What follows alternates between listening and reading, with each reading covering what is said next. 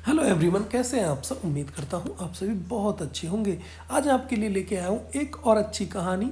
देख लेते हैं इससे हमें क्या सीख मिलती है और किस तरीके से हम इसको समझेंगे और सुनेंगे।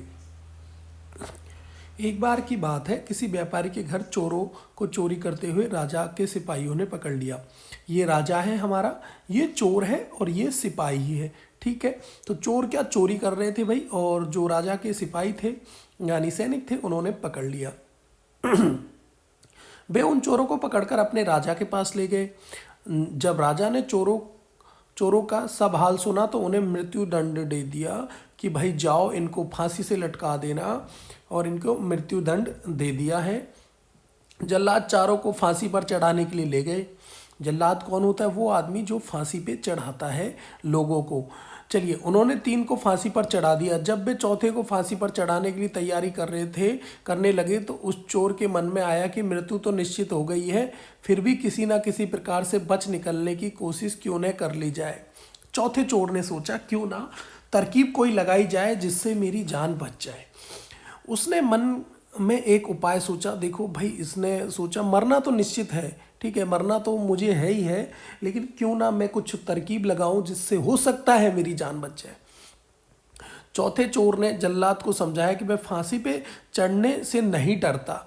इसने क्या कहा जल्लाद को कि भाई फांसी पे चढ़ने से नहीं डरता हूँ, लेकिन लेकिन क्या है, एक बार वह राजा से मिलना चाहता है। उसकी ये आखिरी ख्वाहिश समझ लो। उसके पास सोने की खेती की अद्भुत कला है। कौन सी कला है भाई? उसको सोने की खेती आती है। उसकी इच्छा है कि मरने से पहले वह विद्या राजा को सौंप जाए, या वो ज्ञान जो उसके पास है वो समझा जाए राजा को। जल्लादों ने चौथे चोर की बात अपने राजा को कह सुनाई। उसने बताया कि मालिक राजा साहब, ये चोर है जो ऐसे कह रहा है कि जो मेरे पास ऐसी एक तकनीक है, ऐसी एक कला है जो मैं सोना उगा सकता हूँ, सोने की खेती कर सकता हूँ। राजा की आज्ञा पाकर उसे दरबार में लाया गया। वहां पर राजा को सोने की खेती की बात जो है उस चोर ने सुनाई।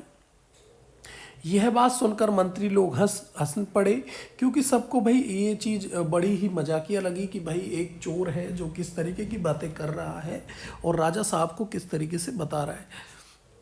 चोर ने कहा, क्या मैं उस झूठ बोल सकता हूँ जबकि मुझे तो मृत्यु सामने दिखाई दे रही है। चोर ने कहा कि भाई देखो, मेरा आखिरी वक्त है, मुझे पता है कि मुझे फांसी लगने वाली है, क्या मैं झूठ बोल सकता हूँ?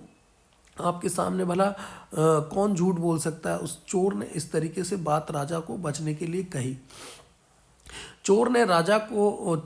राजा ने चोर को आज्ञा दी कि उस अद्भुत विद्या को प्रकट करे।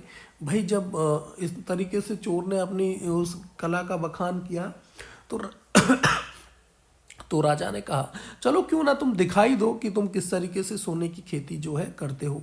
चोर ने आज्ञा पाकर सरसों के दाने के बराबर सोने के दाने बनवाए तथा कहा, इन्हें बोने के लिए किसी ऐसे व्यक्ति को भेजो जिसने कभी चोरी नहीं की हो। ठीक है, उसने क्या कहा कि भाई कोई ऐसे व्यक्ति को भेजो जिसने चोरी नहीं की हो। राजा सोचने लगा कि बचपन में उसने भी चोरी की थी, इस काम को नहीं कर सकता। राजा ने चोर को यह काम करने के लिए कहा। चोर ने कहा, यदि मुझसे ये काम होता तो क्या मैं चोरी कर सकता था? करता। उसने ये कहा कि अगर मुझसे ये काम होता तो क्या मैं चोरी करता? मंत्रियों में से जिसे भी ये काम सौंपते उसी ने किसी वस्तु की चोरी कर रखी थी। वहाँ भाई कोई ऐसा व्यक्ति नहीं था जिसने कभी ना कभी चोरी नहीं की हो। कभी आप देखते हैं मम्मी से बच के कुछ मीठा खा लेते हैं, कभी 1-2 रुपए रखे होते हैं तो वो ले लेते हैं, या कुछ भी आप किसी की पेंसिल ले ली, कटर ले ली, कुछ भी ले लिया आपने, तो इस तरीके से कभी ना कभी हमने भी कहीं से फल चुरा लिया। बचपन में छोटे होते हैं तो पता नहीं होता है सही गलत का, तो हम अनजाने में ही सही किसी की कोई चीज़ ले लेते हैं। तो वही सबने अपनी गर्दनें झुका ली, है ना। और तब चोर बोला, जब यहाँ सभी चोर हैं तो मुझे ही क्यों फांसी पर चढ़ाया जा रहा है। यह सुनकर सब हंसने लगे तथा राजा ने भी उसे क्षमा कर दिया। तो ये शिक्षा हमें मिलती है कि विपत्ति के समय घबराना नहीं चाहिए, उससे बचने के उपाय हमें करने चाहिए। कोई भी मुसीबत आए बच्चों, तो या सभी के लिए ये राय है मेरी कि कभी भी कोई मुसीबत आए तो परेशान ना हो और डटकर उस जो है प्रॉब्लम का आप सामना करें, उसका हल निकालें। तो आप सभी के लिए यही मेरी राय है कि कभी मुसीबत आए तो घबराए नहीं, अच्छे से उसका सामना करें।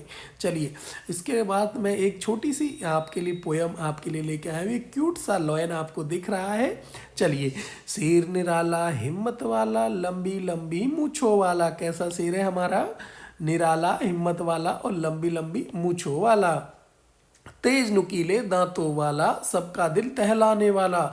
आपने सुना है शेर को, लॉयन को रोर करते हुए? जब वो दहाड़ता है तो कितनी दूर तक आवाज़ जाती है, बहुत मीलों तक वहाँ उसकी शेर की आवाज़ जाती है। हटो हटो आया शेर, भागो भागो आया शेर। तो कैसी लगी ये स्टोरी और ये क्यूट सी पोयम? अच्छी लगी हो तो लाइक करना बिल्कुल ना भूलें, और चैनल पे नए हैं तो सब्सक्राइब करे बिना नहीं जाएं।